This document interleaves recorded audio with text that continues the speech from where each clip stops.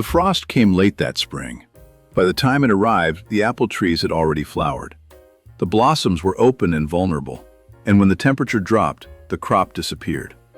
5 years of waiting, gone in a single night. This is the pattern people are told to ignore when they plant for food security. The advice is simple and widely repeated. Plant fruit trees. Wait patiently. Build something permanent. But the permanence only begins after you survive the waiting. And the waiting is longer than most people remember being told. Standard apple trees take 4 to 8 years before they produce anything you can eat. Dwarf varieties are faster, but still require 2 to 4 years. During that entire period, the trees are growing, anchoring, establishing root systems. They are not feeding anyone. And each spring, if a frost arrives after the blossoms open, the year is lost. The timeline creates a specific vulnerability. In year 1, you plant. In year 2, the tree establishes. In year 3, it grows. In year 4, if you planted a dwarf variety, you might see a handful of apples. If you planted a standard tree, you are still waiting. By year 5, production is beginning, but the crop is not yet reliable. By year 6, you have a yield. But those 6 years assume nothing goes wrong. No late frost, no early freeze, no branch damage, no disease pressure.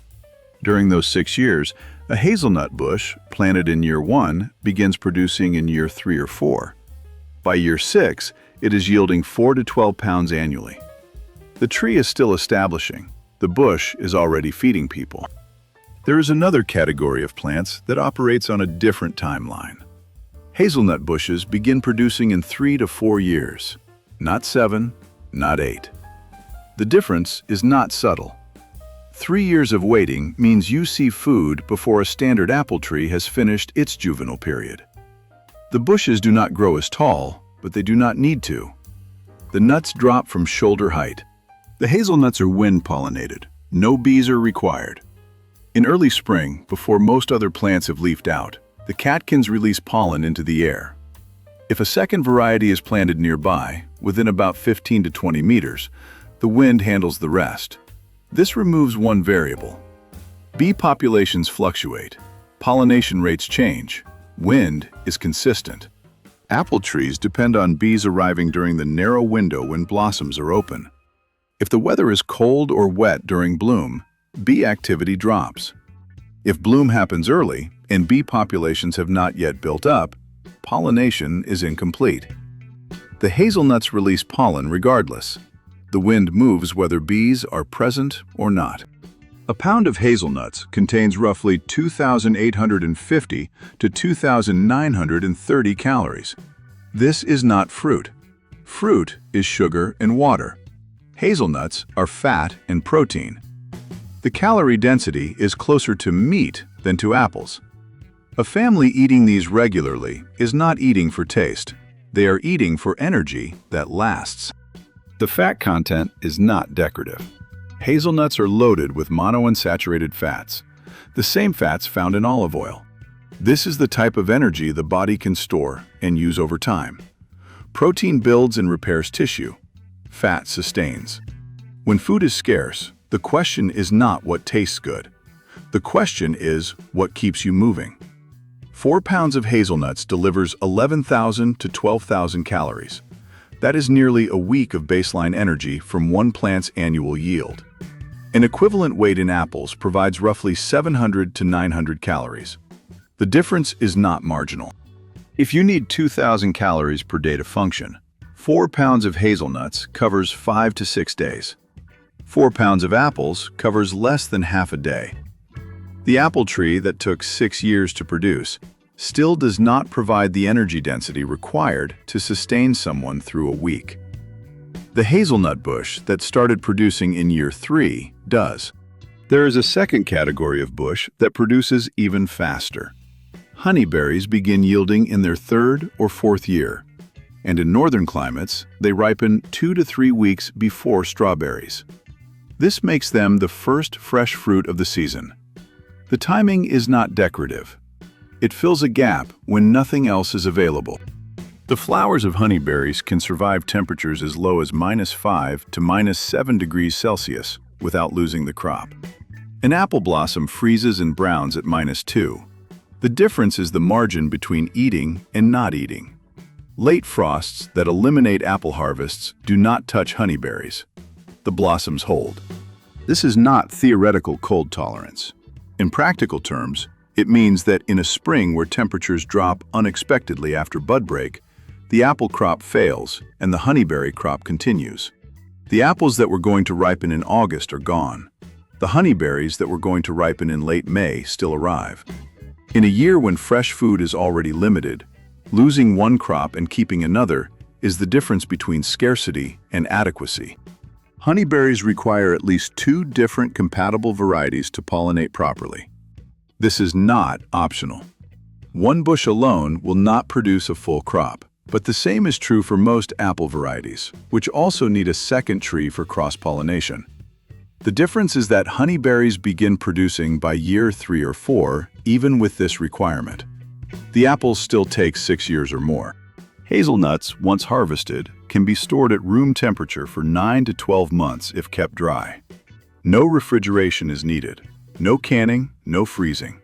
The shells protect the kernels. You pick them in autumn, keep them in a cool, dry place, and they remain edible through the following summer. This removes dependence on electricity and processing equipment. This storage characteristic changes the planning window. Most fresh fruit requires immediate processing or refrigeration. Apples store for weeks or months in a cool cellar, but eventually soften and spoil.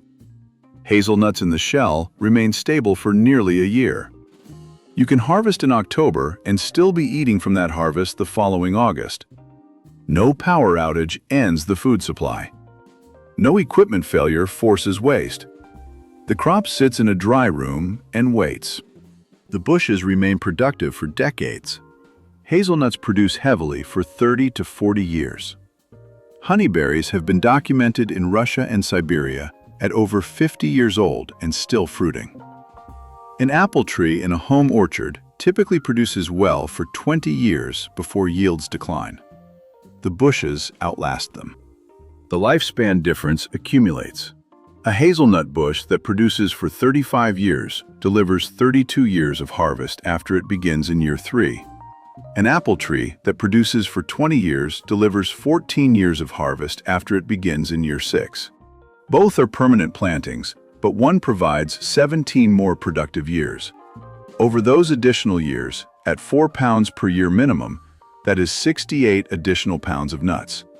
At 2,850 calories per pound, that is nearly 200,000 additional calories from one plant.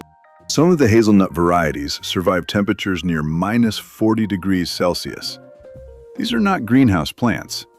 They were bred for prairie winters, where apple trees split their bark and die. The bushes go dormant, hold through the cold, and push out catkins again in spring. They do not ask for protection. A mature hazelnut bush produces between 4 and 12 pounds of nuts per year under average conditions. Selected varieties in ideal settings can reach 20 to 30 pounds. Even at the lower range, 4 pounds of hazelnuts is 11,000 to 12,000 calories. That is 5 days of food from one plant every year, starting in year 3 or 4. Honeyberries, when mature, yield 8 to 15 pounds of fruit per bush by their 5th to 7th year. The berries are not sold in stores. They bruise too easily for transport. The only way to eat them is to grow them. The window of availability is narrow. They ripen over a few weeks in late spring, and then they are gone until next year. The advice to plant fruit trees assumes you can afford to wait 7 years and risk losing entire seasons to weather. But waiting is only affordable if you already have food. If food security is the goal, the question is not what produces the most over 30 years. The question is, what produces first? The bushes keep producing. The apple trees are still growing. Both are permanent, but only one feeds you while you wait for the other.